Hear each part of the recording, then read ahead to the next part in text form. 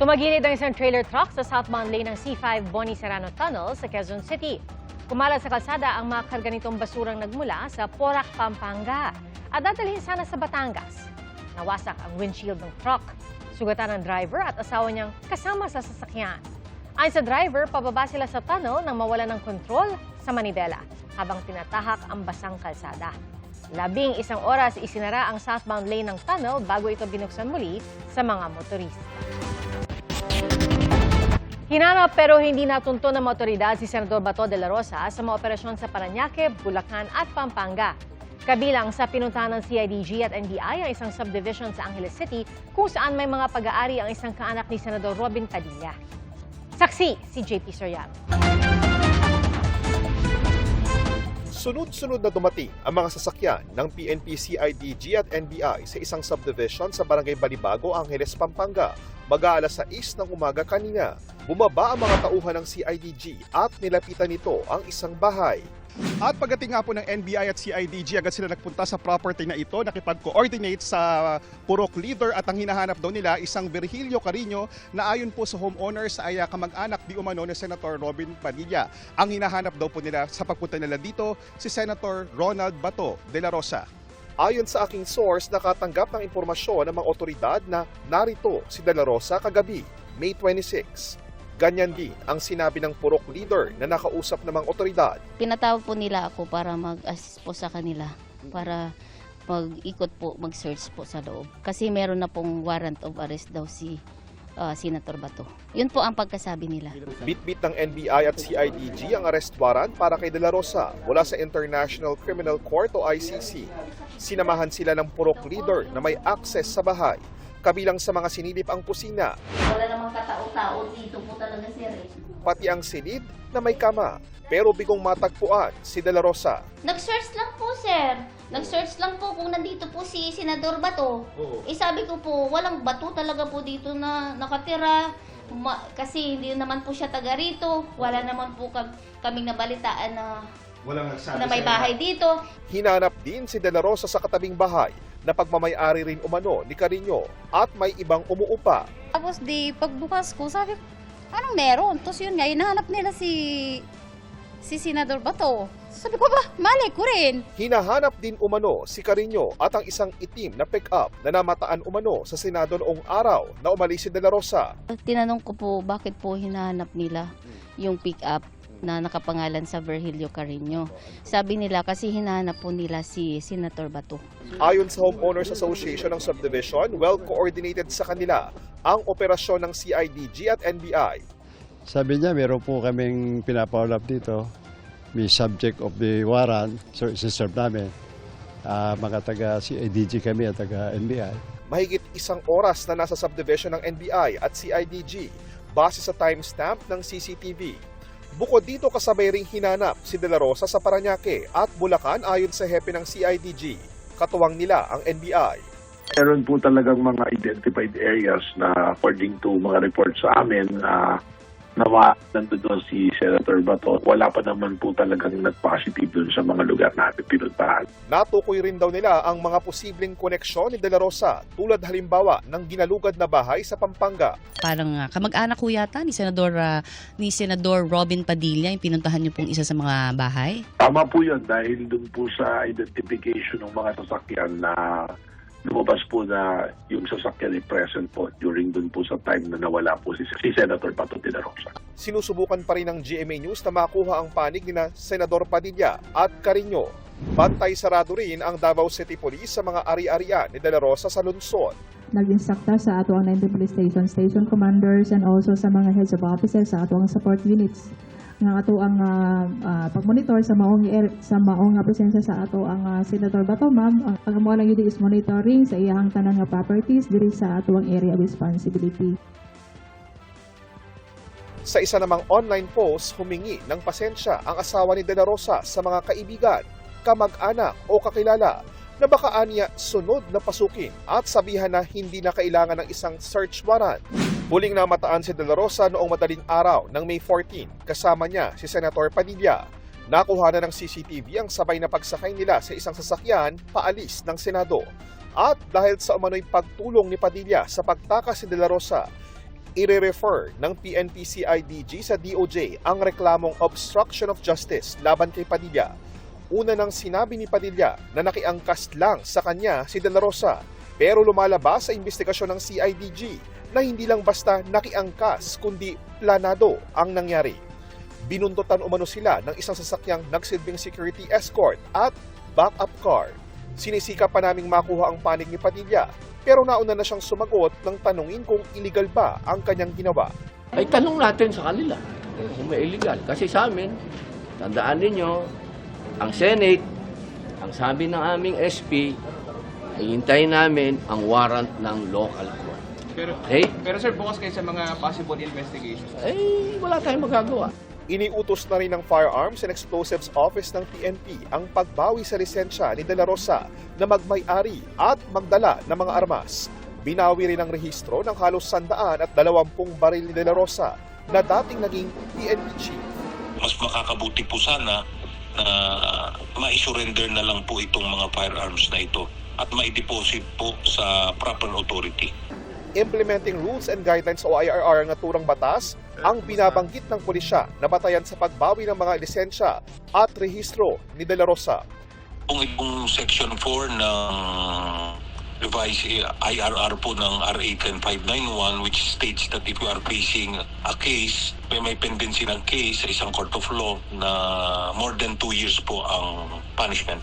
Pero ayon sa abogado ni De La Rosa, ang grounds o batayan lang na pwedeng gamitin ay ang nakalista sa Section 39 ng nasabing batas. Maari lang daw maging batayan para ma-revoke ang lisensya sa baril kung merong conviction at court order.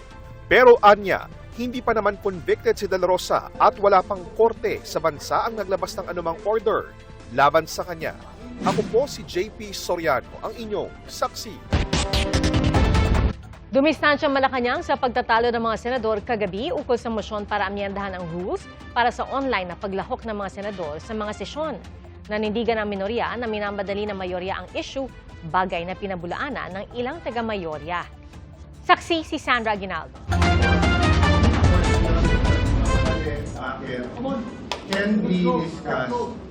Kasunod ng pag-walkout ng mga senador ng minorya, nag-post ng joint statement si Minority Senator Kiko Pangilinan. Kinokondena nila ang anyay tangkang madiliin ang isang malaking pagbabago sa Senate rules.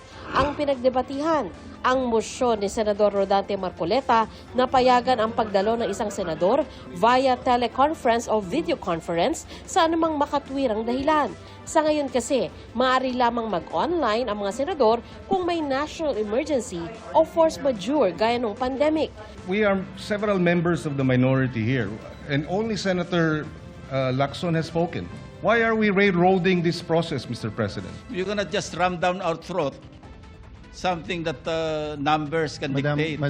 Katwiran ng minorya, lumang mosyon na ang gustong talakayin ng mayorya. Ayon pa sa minorya, na-refer na ang mosyon sa Committee on Rules at hindi na pwedeng basta-bastang ibalik sa plenaryo. Alinsunod sa rules ng Senado, pwedeng amyendahan ang rules sa pamamagitan ng mosyon. Pero kailangan gawin ito isang araw bago ito talakayin. Sa joint statement ng minorya, ipinunto ring wala pang Committee on Rules na na-constitute. Ni wala raw na ihalal na majority leader para gabayan ang pag-amyenda sa rules alinsunod sa regular na proseso. Malino naman, Ms. Susan, nagbubulahan pa tayo, nagbubulahan pa kami. Kailan naman namin na ito ay para doon kay Bato, ito ay para doon sa dalawang mahuhuli ng mga senador na may lalabasan ng warrant para maka-attend pa rin sa session habang nakakulungan sila or wherever, pagkatapos pwedeng bumoto. Hindi rin nagustuhan ng ilang taga-minority ang naging palitan ni na Senador Risa Ontiveros at Senador Marcoleta. Bagong mosyon ito, Madam President. Bakit po? Sa ilalim ng Section 24, ni-refer yung unang mosyong binanggit ni Senator Marcoleta noon sa Committee on Rules. Ngayon kung sasabihin na ibinalik yung mosyong iyon, yung unang mosyon ni Senator Marcoleta sa plenary, sino ang gumawa nun? Dapat ang Committee on Rules. Madam President, without giving meaning to anything, ito pong mahirap kasi kung wala po tayong legal background dito. Kaya sinasabi ko na nga po, hindi po bagong motion ito eh. Hindi siya bagong motion. Ito Madam sino po magsasabi na bagong motion? point of order. Ad hominem. Sinasabi ko lamang po, Hindi, ang sinasabi Madam ko lang, President, kanina ko po sinasabi. Hindi po tama yun. Section Nasasabihin, 130. yung kasama niya Pwede po ay ba? walang Session is kinalaman. suspended. Pwede. Bagamat di pinangalanan, pinasaringan ni Minority Senator Panfilo Lacson ang anyay kapwa senador na abogado at pinuna umano ang kawalan ng legal background ni Hontiveros. Paliwanag naman kagabi ni Marcoleta, Hindi namin ito nire-railroad. Kung maalala ninyo, May 11 pa, minotion ko na yun. So kanina sinabi ko, I am just reiterating a previous motion that will not even require one day. Pero kanina, ang pinapaliwanag ko kaya hindi kami magkaintindihan, pinipilit ng mga kasama ko yung reliance nila on Section 24. wala raw siyang intensyong manginsulto. But I was trying to explain to them, Section 24 is a general provision. Ibig sabihin lahat, yung panglahatan. At kung mapapansin nyo, yung Section 136, paragraph 2, specific yun sa rules. Na pag-amend ng rules. So, ang sabi ko kanina, ulit-ulit kami. Sabi ko, ma'am, ang mahirap po kasi kung wala pong legal background po, talaga pong mahirap magkaintindihan. Hirit naman ni Senador Amy Marcos nung nakakulong si Noy Senador Laila de Lima. Humirit din naman ang ilang minority senators na payagan siyang makadalo sa session online. Noong panahon naman na may nakakulong o hinuhuli sa kanila, pagkaalala ko, Senator De Lima at saka Senator Trillanes, nag-motion rin naman sila na mag-remote voting. Eh bakit ngayon may remote participation? Nagtataka ako ngayon kung bakit tutol na tutol sila dyan. Nag-file ang ilan sa amin ng resolution para payagan siya. Dininay po. Yes. And actually, kahit napagbigyan, wala naman siyang internet connectivity sa loob ng kulungan niya noon. Anong napaka-special ngayon para payagan yun? Dumistansya naman ang Malacanang sa mga naganap sa Senado kagabi. Wala naman tayong masasabi na anumang force majeure, calamity, na mag-justify ng mga online voting. But still, muli, ito ay nasa kanilang pagpapasyang. Sabi naman ng Philippine National Police, sakaling payagan nga si Senador Bato de la Rosa na lumahok sa mga session online, gagamitin nila ito para matunton kung saan siya nagtatago. We will try to ascertain his whereabouts or his location using the link or whatever gagamitin po nila na pag-teleconferencing. Sandra Aguinaldo, ang inyong saksi. Nakakuha ng bilyon-bilyon pisong investment commitment si Pangulong Bongbong Marcos sa kanyang state visit sa Japan. Nakasalamuha rin ng Pangulo at ni First Lady Lisa Marcos ang Emperor at Empress sa Imperial Palace. At mula sa Tokyo, Japan, saksi live si Ivan Mayrina. Ivan? Via 3.4 billion pesos katumbas ng 3.4 billion US dollars katumbas ng 210 billion pesos ang ibinunga ng roundtable discussion na pinangunahan ni Pangulong Bongbong Marcos kasama ang mga nangungunang Japanese business leaders. Sa gitna ng kasalukuyang hamon ng global economy, partikular ang krisis sa enerhiya at pagkadiskaril ng mga supply chain, lubhang mahalaga ayon sa Pangulo na lalong palakasin ang ugnayan pang-ekonomiya ng dalawang bansa.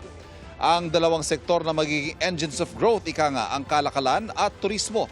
Kaya katabi ng Pangulo sila Trade and Industry Secretary Cristina Roque at Tourism Secretary Dita Angara Matay na dating trade representative ng Pilipinas sa Japan. Ibinid din ng Pangulo ang kakayahan ng mga manggagawang Pilipino at nangako ng patuloy na modernisasyon, institutional efficiency at pangmatagalang investment stability. Samantala, bago yan, nagkaroon ng state call ang Pangulo sa Imperial Castle at sinulubong sila ng First Lady ni Emperor Naruhito at Empress Masako. Si Emperor Naruhito at Empress Masako mismo ang sumulubong kay Pangulong Bongbong Marcos at First Lady Liza Araneta Marcos sa Imperial Palace sa Tokyo, Japan para sa kanilang state call kaninang umaga. Sa welcome ceremony, unang tinugtog ang pambansang awit ng Pilipinas na sinundan ng pambansang awit ng Japan. Naroon ang mga miyembro ng gabinete at ilang matataas na opisyal ng Japan, kabilang si Prime Minister Takaichi Sanae. Nagtagal na ilang minuto ang pag-uusap ng Emperor at Empress at ng first couple, pero hindi ito isinapubliko alinsunod sa protocol. Si dating Pangulong Noynoy Aquino, huling Philippine President na nabigyan ng ganitong paanyaya ng Emperor ng Japan noong 2015. Pag ang isang head of state ay inimbita ng Emperor and Empress, I think this is the highest regard and undertaking for any head of state para maimbitahan. Ngayong hapon naman, bumisita ang Pangulo sa Japan-Philippines Parliamentary Friendship League. Bukod pa yan sa talumpati ng Pangulo sa joint session ng National Diet o ang mababa't mataas sa kapulungan ng Kongreso ng Japan. Sa kanyang talumpati, binigyan din ng Pangulo ang kahalagahan ng mga matibay at maaasahang alyansa. We meet at a time of profound transformation in the international system. Across regions, we see increasing geopolitical tensions, disruptions in supply chains, and mounting pressures on the rules-based international order. In such an environment, the importance of trusted partnerships that are anchored in shared values, mutual respect, and an adherence to international law has never been more evident. Bagamat maraming larangan ng kooperasyon ang nais paitingin ng Pilipinas at Japan sa state visit na ito, ang usapin sa maritime security ang isa sa mga pangunahing nais bigyan diin. Inihalimbawa niya ang naging epekto ng gyera sa Middle East na nakadiskaril sa malayang paglalayag sa mahalagang rutang pandagat. Like Japan, the Philippines believes that maritime security is an essential pillar of a free, open, and inclusive region. And as recent developments have shown, the world cannot afford to have our waterways disrupted or placed at risk, given their vital role in sustaining global trade, energy flows, and economic stability. Kinilala at pinasalamatan din ng Pangulo ang tulong at suporta ng Japan sa Pilipinas para sa mga proyektong pang-infrastruktura at ekonomiya. Hindi mapapantayan, ayon sa Pangulo, ang lawak, kalidad ng development assistance at pamumuhunan ng Japan para sa pangmatagalang kaunlaran ng bansa. Binanggitin ang papel ng mahigit 300,000 Pilipinong nasa Japan. Ang kapakanan ng mga Pinoy sa Japan ay isa sa mga nais isulong ng Pangulo sa kanyang pulong sa Prime Minister bukas. Pia, naganap din ngayong gabi ang state banquet o ang salo-salo na inihanda ng Emperor at Empress ng Japan para sa first couple at sa Philippine delegation. Bukas naman, makakausap one-on-one ng Pangulo si Japanese Prime Minister Takaichi Sanae at nakatakda ring magtalumpati ang Pangulo sa joint session ng National Diet o yung mataas at mababang kapulungan ng Kongreso ng Japan. Live mula sa Tokyo, Japan, ako si Ivan Mayrina, ang inyong saksi. Itinakda na po sa November 30 ang pagsisimula ng paglilitis sa kasong Crimes Against Humanity laban kay dating Pangulong Rodrigo Duterte. Base po yan sa mga napag-usapan sa status conference sa Trial Chamber 3 ng International Criminal Court o ICC. At kay Presiding Judge Joanna Corner, 5 araw kada linggo ang trial hanggang magkaroon ng judicial recess o break ng korte pagdating ng Pasko. Napag-usapan din ang mga palugit sa pagsusumiti ng mga dokumento at pinanalistahan kaugnay sa mga biktima, eksperto at ebidensyang tatalakayin sa mismong trial. Nakatakda naman mag-usap ang iba't ibang kampo kaugnay sa hiling ng depensa na magkaroon muli ng pagsusuri para malaman kung fit to stand trial si Duterte o kung kaya niyang humarap sa paglilitis. Itinakda po ang mga susunod na status conference sa June 23 at July 14. Pinag-usapan din po sa status conference sa ICC ang bilang ng mga testigong ihaharap ng prosekusyon laban kay dating Pangulong Rodrigo Duterte. Saksi, si Rafi Tima.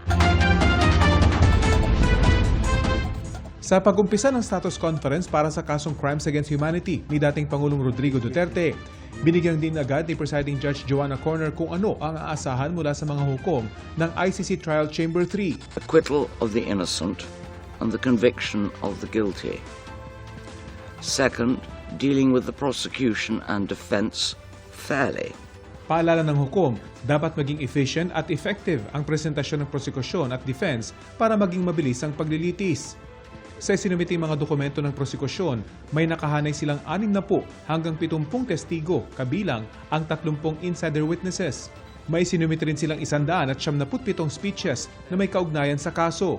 At malamang daw, may mga bagong insidente silang idagdag sa kaso. Umalma ang depensa, pero I'll wait to see what is proposed. I'll keep my powder dry. Bago ang kanilang lunch break, inamin ng presiding judge na matagal na niyang kilala ang mga abogado ng prosekusyon at bagong abogado ni dating Pangulong Duterte. Pero pagtitiyak ni Judge Corner, with certainty, there will be no discussion whatsoever of this case between parties and the judges at any such functions. ako si Rafi Tima ang inyo, saksi. Itinanggi ni Senador Chis Escudero ang alegasyong tumanggap siya ng mahigit kalahating bilyong pisong kickback sa mga flood control project. Ginit po niya yan sa kanyang kontrasalaysay na isinumite sa Ombudsman.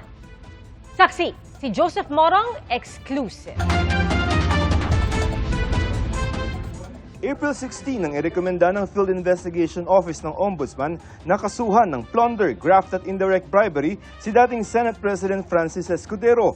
Base sa reklamo, nagkamal umano si Escudero ng lampas kalahating bilyong piso galing sa mga umano'y maanumalyang flood control project.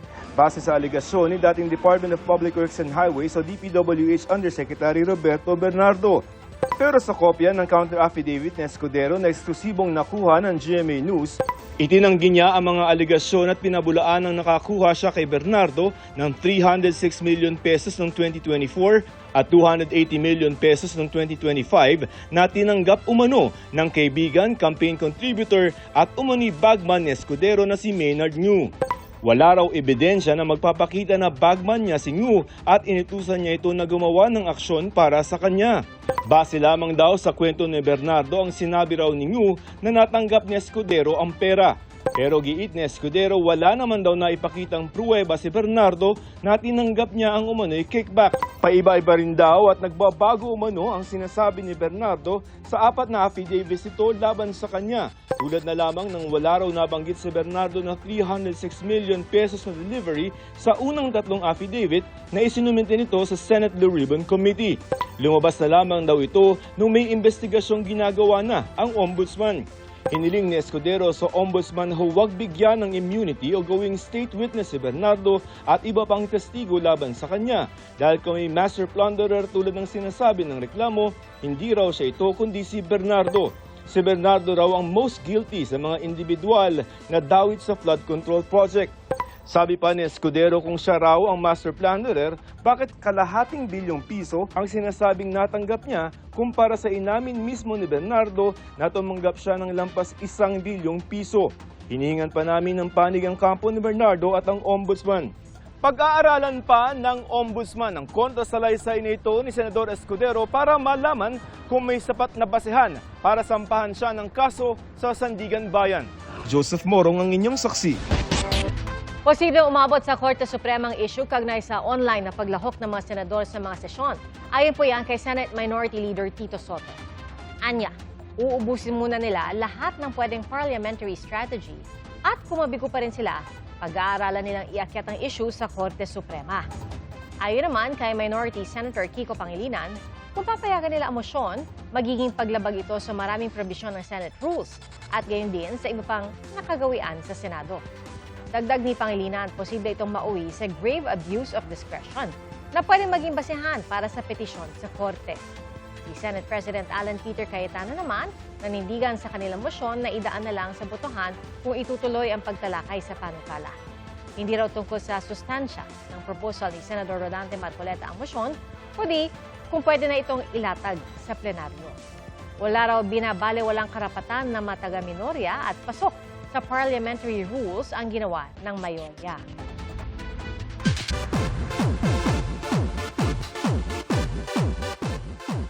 Balik taping na si Bea Alonzo para sa bagong Kapuso political thriller series na Whispers from Heaven.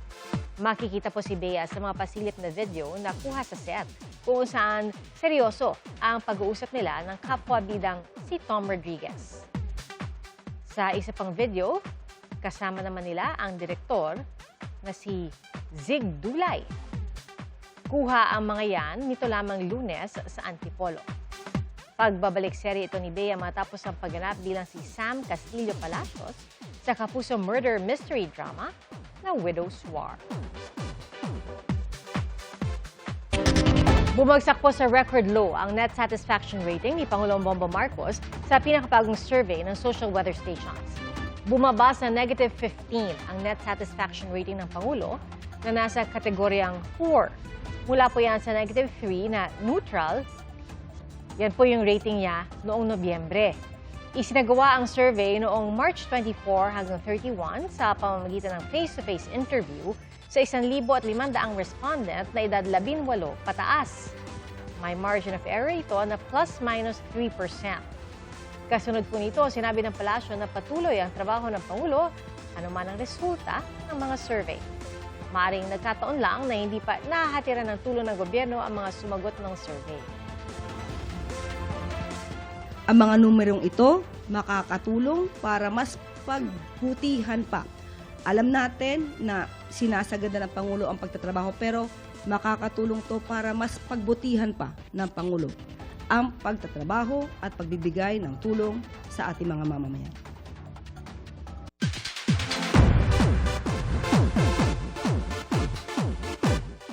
Bagong chapter sa buhay ni Rere Madrid at Kai Soto. Blooming bride si Rere habang dashing in white naman si Kai sa kanilang garden wedding sa Cavite. Sa post na aktres, punong-puno siya ng pasasalamat sa Diyos para sa anyay blessing na naranasan nila ngayong taon. Dumaan man sila sa pagsubok at di pagkakaunawaan, gayon din sa mga taong sinubukan daw basagin kung anong meron sila, pinili pa rin daw nila na pagkatiwalaan ang isa't isa. Naging mas matibay raw ang kanilang relasyon dahil dito. Nagpasalamat din si Rere sa suporta ng kanilang pamilya. At present din sa kasal nila ang kapatid ni Rere na si Ruro Madrid at ang girlfriend niyang si Bianca Umali. Taong 2024, magka-date sina Rere at Kai sa GMA Gala. Dinarayo po sa Bohol ang mga kulay rosas na bulaklak na katulad ng mga cherry blossoms sa Japan. At sa Samal Island naman sa Davao del Norte, pinagmamalaki ang mga higanteng taklobo at iba pang magagandang tanawin. Saksi, si Jandy Esteban ng GMA Regional TV. Mayroong blooming sa Tagbilaran, Bohol. Kaya todo pa picture ang mga namamasyal. Namumulaklak na kasi ang salinggogon. It's giving Japan feels dahil inihahalintulad dito ang sakura o cherry blossoms. Extra special ang pamumukadkad ng puno ngayon dahil ayon sa mga residente, 2019 pa yan, huling nasilayan.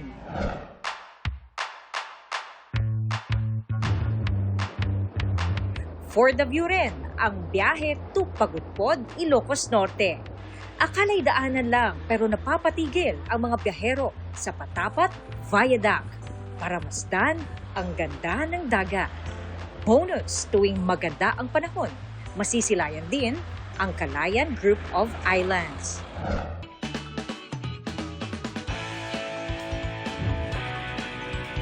At kung tutuloy pa sa Calayan, Cagayan, maging handa na baka ma-fall sa ganda ng Apple Falls. Swak yan para sa mga nature trip ang hilig. May kasama kasing trekking papunta sa Talon. Worth it ang pagod kapag nagtampisaw na. Perfect sa mainit na panahon.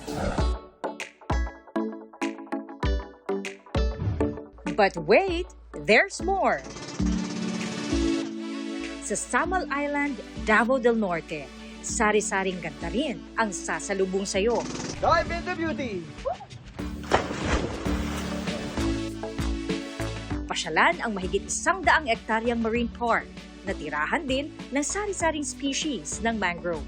Puting-puti ang buhangin sa sandbar. At di mabibitin sa 360 degrees na magandang tanawin. Literal na dive into beauty para makita ang mga higanting taklobo o clams na protektado ng lokal na pamahalaan. At kung gusto ng thrill, pwedeng subukan ang pagtalon sa Sabang Cliff. Ako si Jandy Esteban ng GMA Regional TV, ang inyong saksi. Salamat po sa inyong pagsaksi. Ako po si Pia Arcangel. Ito ang GMA News. Walang kinikilingan, walang pinoprotektahan. Noon at ngayon, serbisyong totoo. Hanggang bukas, sama-sama po tayong magiging saksi.